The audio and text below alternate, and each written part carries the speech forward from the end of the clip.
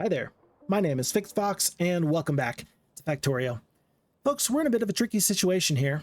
We've got our wall set up, we're safe behind the wall, but we can't build anything. Why is that? Well, in the previous playthrough, we lost all of our exterior iron ore production. Yes, the enemies were a little bit too hot for me to handle, and I was inclined to leave behind nothing. At least we took everything, but we were inclined to vacate the spot where the enemies wanted to come and fight us and bite us. Yeah. Where do they get the name Biter? Now that I think about it, a little bit interesting. Well, at this point, I've decided, look, anything worth doing is worth doing right. In this case, that means that if we're going to be here, we might as well be here and be alive and be immovable, unflappable. And that means that we have to have adequate defenses. As I said in a previous video, there's no point in having a wall if you cannot defend it. And our defenses at this point consist of two things. There's going to be a couple of gun turrets, which, honest to goodness, the gun turrets are doing just about nothing for me. The gun turrets are basically a buffer between the enemy spittle and my flamethrower turrets.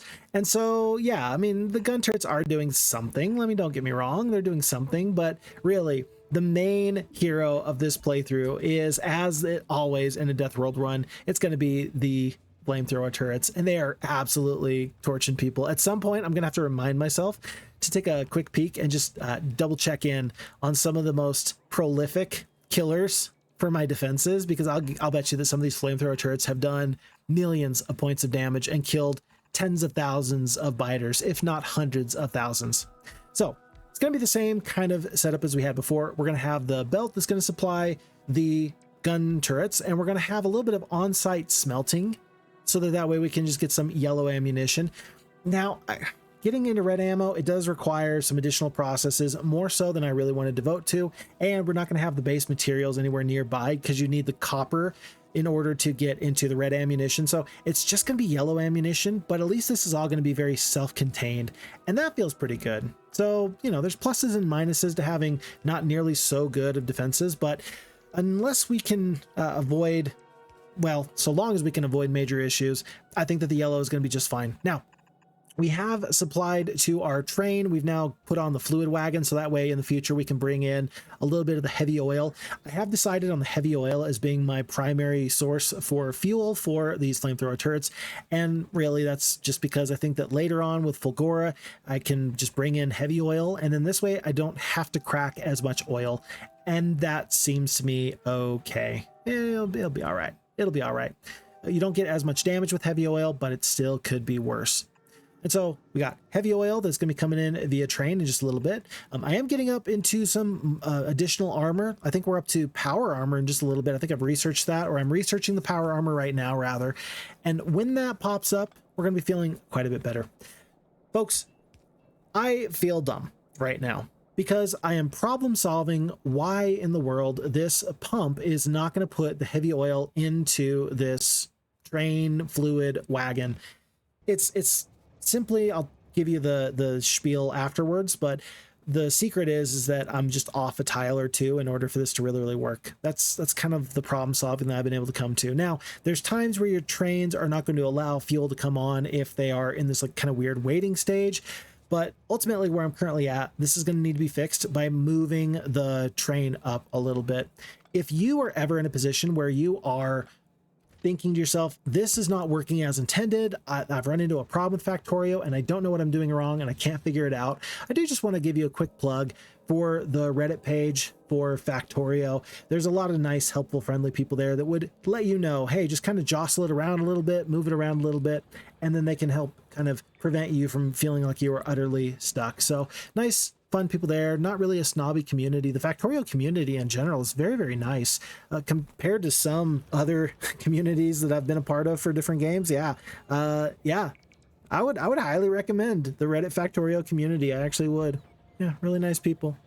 I say that, and then let's see if somebody comes in here and just changes my mind. Probably not. I said what I said, and I meant what I meant. Okay, but folks, look at this. We've got an influx for the first time in a long time, an influx of iron ore.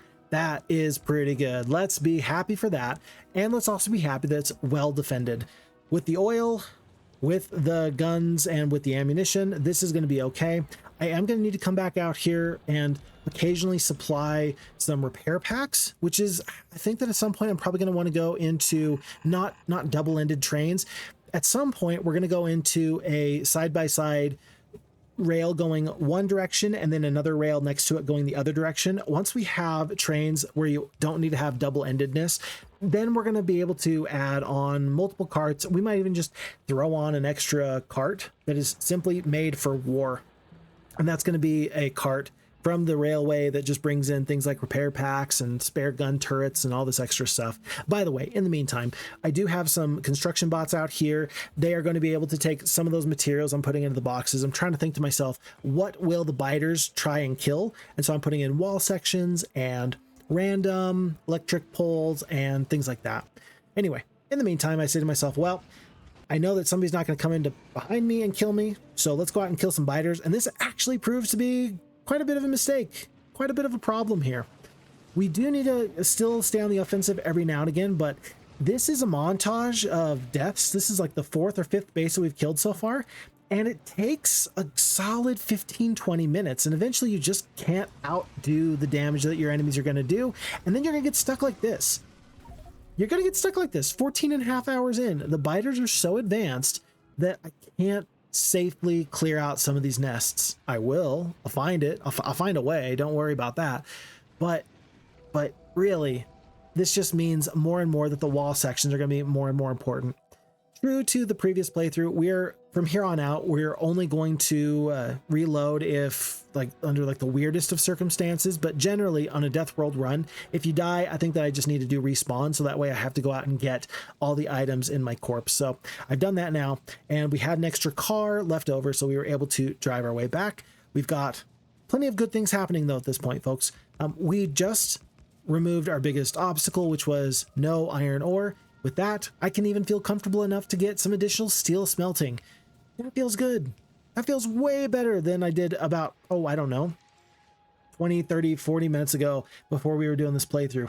It took a little bit of effort to make sure that our iron ore patches were never going to be hurt, but I'm very happy to say that that patch is going to last us for some time. I think it's 1.7 million is what that iron ore patch is to the east, and that feels great. In the meantime, I'm going to turn my attention to some of my more local patches. There is 2 or 3 stone patches just outside of my gate. There are 2 copper patches just outside my gate, one to the southwest, one to the southeast. And then there is this coal patch, which is within the wall. And given the fact that my iron ore patch, my natural starting patch, is completely mined out, my copper patch is going to be mined out very quickly, and my coal patch is very, very quickly dwindling. Yeah, it's going to be pretty important for me to use this other secondary patch of coal and just get that on up here, because not only are we using that for prerequisite materials, we're also going to be using that for power for a little bit longer until we can finally get nuclear up. But folks, this is not a bad spot. We've actually done quite a bit of work in this short amount of time, and it might seem like, oh, FixFox, you just made one exterior mining operation. Yeah, you know what? If you don't get that one mining operation, nothing else is happening. So, successful day, and I'm looking very, very forward to the next one. My name is FixFox, and I hope I get to see you there. Take good care. Bye now.